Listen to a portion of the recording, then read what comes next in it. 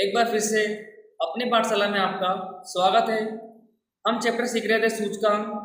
आज हम उसी के आगे जीवन निर्वाह खर्च के अंदर कुल खर्च की विधि पढ़ेंगे। हमने जीवन निर्वाह खर्च के अंदर पहली विधि का अध्ययन कर लिया था, जिसका नाम था पारिवारिक बजट की विधि, जिसे हम भारित औसत की विधि भी कहते थे। ठीक है, आज हम उसी के आगे दूसरी विधि जो कुल खर्च की विधि है उसका अध्ययन करेंगे अच्छे से। सबसे पहले मैंने हेडिंग लिखी है, यदि आधार वर्ष की मात्रा यानी Q0 दिया हो तब।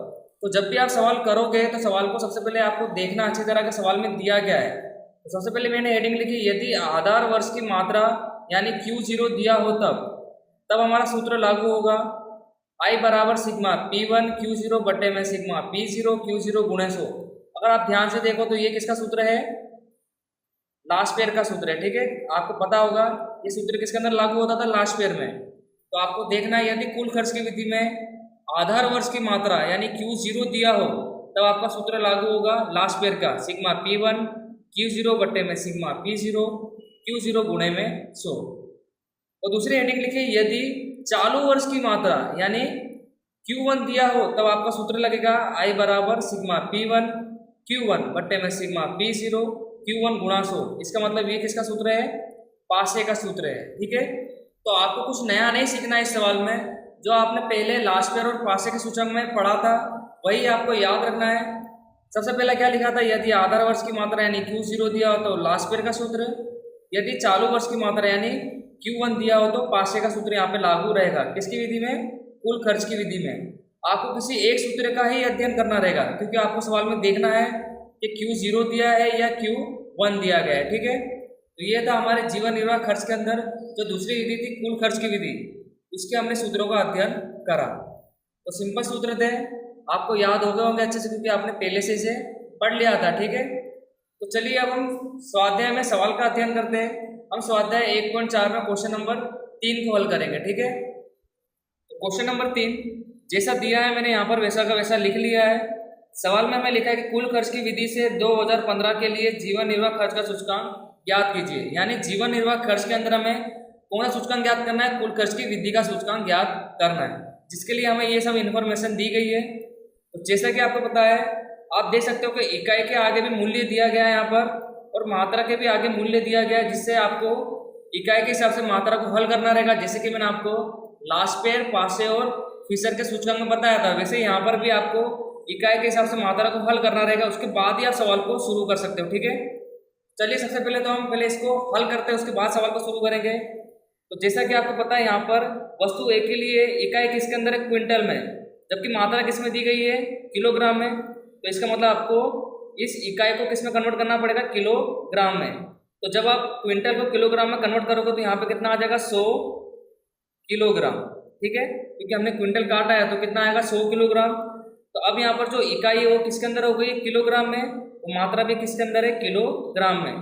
पर जैसा कि आपको पता है कि इकाई के आगे कोई मूल्य होना नहीं चाहिए, इसका मतलब आपको मूल्य से भाग देना पड़ेगा। तो यहाँ पर मूल्य कितना है? 1200 1700। इसका मतलब आपको यहाँ से 100 को भी काटना पड़ेगा, 1200 को और 1700 को 100 से भाग देना पड़ेगा। ठीक है, तो जब आप भाग दोगे तो यहाँ पर आएगा 12 और यहाँ पर आएगा 17। इसका मतलब हमारा नया मूल्य कितना हो गया? यहाँ पर 1200 नहीं रहेगा, ठीक है, ना 1700 रहेगा, क्योंकि यहाँ पर हमने मात्रा के हिसाब से इकाई को चेंज करा था। तो यहाँ पर कितना आया था? 100 किलोग्राम। तो मात्रा तो चेंज हो गई, किलोग्राम किलोग्राम में, बट आगे मूल्य कितना था? 100, इसलिए हमने 100 से भाग दिया। तो नया मूल्य कितना आ गया? 12 और 17। चलिए आगे बढ़ते हैं। वस्तु बी किसमें है? किलोग्राम में। मात्रा भी किसके अंदर है? किलोग्राम में। इसका मतलब इकाई में कोई चेंज नहीं करना है, बट आगे इकाई के मूल्य कितना दिया गया है? 20। इसका मतलब आपको मूल्य को चेंज करना रहेगा। किससे भाग दोगे? 20 से। ठीक है, क्योंकि इकाई बराबर थी, तो अब आप यहाँ से 20 हटाओगे तो 20 से भाग देना पड़ेगा। तो जब आप 20 से भाग दोगे तो यहाँ पर आएगा 17, यहाँ पर आएगा 19। ठीक है, आगे बढ़ते हैं। वस्तु सी।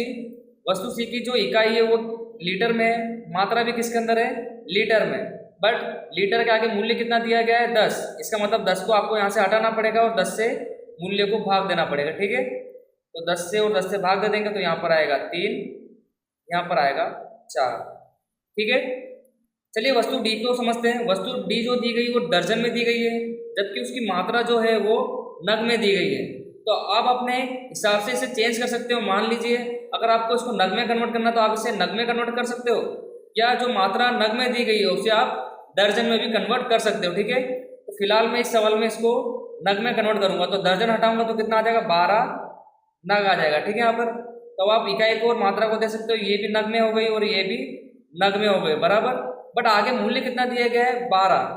अगर 12 मूल्य दिया तो यहाँ से हटाना पड़ेगा, और जो भी मूल्य यहाँ पर दिया गया उसको 12 से भाग देना पड़ेगा। ठीक है, तो 12 से भाग दे देंगे हम यहाँ पर, तो यहाँ पर आएगा 1.25, और इधर भाग देंगे तो यहाँ पर आएगा 2।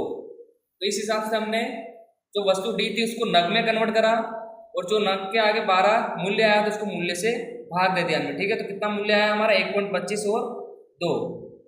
आगे बढ़ते हैं वस्तु डी। वस्तु जो डी दी गई वो मीटर में दी गई है, और जो मात्रा है वो भी किसके अंदर है, मीटर में। इसका मतलब इकाई के हिसाब से मात्रा हमारी बराबर है, और आगे कोई मूल्य भी नहीं है तो हम मूल्य में चेंज करेंगे नहीं। ठीक है, इसका मतलब जो 12 और 16 है हम इसी मूल्य को ध्यान में लेकर सवाल करेंगे। तो इस प्रकार हमने चेंजेस करा है इसके अंदर। उम्मीद है आपको समझ में आया होगा ये, क्योंकि हमने ये तो पहले भी सीख लिया था। ठीक है, तो चलिए अब आपको देखना है कि सवाल के अंदर किस प्रकार की मात्रा दी गई है। चालू वर्ष की मात्रा दी गई है कि आधार वर्ष की मात्रा दी गई है। तो जब सवाल को आप अच्छे से देखोगे तो वर्ष 2014 की मात्रा दी गई है, वर्ष 2014 का मूल्य और वर्ष 2015 का मूल्य। तो अगर आप ध्यान से देखोगे तो यहाँ पर आधार वर्ष की क्या दी गई है हमें, मात्रा, क्योंकि आधार वर्ष को हम बोलते हैं पुराना वर्ष। पुराना वर्ष दोनों में से कौन सा, 14, और 14 की हमें क्या दी गई, मात्रा। इसका मतलब आपको सवाल में क्या दिया गया है, Q0। अगर सवाल में Q0 दिया गया तो आपका सूत्र किसका लगेगा, लास्ट पेयर का। क्या सूत्र था, सिग्मा P1 Q0 बट्टे में सिग्मा P0 Q0 गुणे 100। ठीक है, तो इस प्रकार आपको सवाल को पहचानना है कि आपको सवाल में क्या दिया गया है, आधार वर्ष की मात्रा दी गई है या चालू वर्ष की मात्रा दी गई है। तो फिलहाल हमें सवाल में क्या दिए गए है, आधार वर्ष की, यानी Q0 दिया है, तो हमें कौन सा सूत्र लगाना है, लास्ट पेयर का। तो इसके लिए कॉलम आपको पता होना चाहिए, कौन से कॉलम तैयार होंगे। सबसे पहला कॉलम तैयार होगा P1 Q0, दूसरा तैयार होगा P0 Q0। इस प्रकार आपको ये 2 कॉलम तैयार करने पड़ेंगे, तभी आपका ये सवाल हल होगा। ठीक है, तो अब आपको पता है कि करना क्या है, जो भी आपका कॉलम है उसे गुणा करके कॉलम को तैयार करना है, और सूत्र में इसकी रकम रखकर सवाल को हल करना है, तो आपका आंसर आ जाएगा। ठीक है, सबसे पहले इसको हल करते हैं। यहाँ पर क्या है, P1 Q0, तो P1 ये रहा, Q0 हमारे पास ये रहा। इसका मतलब आपको 17 गुणा किससे करना है, 50 से, वस्तु ए के लिए। तो चलिए करते हैं, 17 गुणे 50, तो यहाँ पर आएगा 850। 19 गुणे 18 342। 4 गुणे 12, यहाँ पर आएगा 48। 2 गुणे 20 40, लास्ट में 16 गुणे 14, तो यहाँ पर आएगा 224। इस प्रकार आपको समझ में आया होगा। इसका हमें क्या करना है, टोटल करना है। तो जब आप टोटल करोगे तो यहाँ पर आएगा 1504। नेक्स्ट यहाँ पर क्या है, P0 Q0, इसका मतलब ये रहे हमारे 2 कॉलम P0 और Q0। तो चलिए करते गुणा, 12 गुणा 15 600, 17 गुणे 18 306, 3 गुणे 12 36, 1.25 गुणा 20 25, लास्ट में 12 गुणे 14 168। इसका भी आपको टोटल कर लेना है। ठीक है, तो यहाँ पर आएगा 1133। उम्मीद है आपको ये समझ में आया होगा। इस प्रकार हमने ये क्वेश्चन नंबर 3 का कोष्टक तैयार करा। तो चलिए अब हम सूत्र में इसकी रकम रखकर सवाल को हल कर देते हैं। यहाँ लिखेंगे कुल खर्च की विधि का सूचकांक। तो आपको लिखना है I बराबर सिग्मा P1 Q0 बट्टे में सिग्मा P0 Q0 गुणा 100। तो आपका सिग्मा P1 और Q0 का टोटल कितना था, 1504 बटे में आपका P0 और Q0 का टोटल कितना, 1133। गुणा क्या कर दोगे, 100। तो जब आप इसे हल करोगे तो आपका आंसर आएगा 132.51। किसका आंसर आया, आई का, यानी सूचकांक का आंसर आपको कितना बोला, 132.51। ठीक है, अगर आपको सवाल में अर्थघटन बोला है तो अर्थघटन किसे निकालते हैं आपको पता है, जितना भी आपका सूचकांक मिला है उसमें से आप कितना माइनस कर दोगे, 100 को माइनस कर दोगे तो आपको अर्थघटन यानी वृद्धि कितनी हुई है सूचकांक में वो आपको मिल जाएगी। ठीक है, तो इस प्रकार हमने स्वाध्याय 1.4 में जो क्वेश्चन नंबर 3 है उसको हल करा। उम्मीद है आपको सवाल समझ में आया होगा। तो आज के वीडियो के लिए बस अब इतना काफ़ी है। अब हम नेक्स्ट वीडियो में जो जीवन निर्वाह खर्च की दोनों विधि है, जैसे कि पारिवारिक बजट की विधि और कुल खर्च की विधि, एक ही क्वेश्चन में हम दोनों विधियों का अध्ययन करेंगे जो क्वेश्चन नंबर 5 में दिया गया है। ठीक है, तो चैनल के साथ आप बने रहिए। फिर से मिलेंगे आपसे नेक्स्ट वीडियो में। Thank you.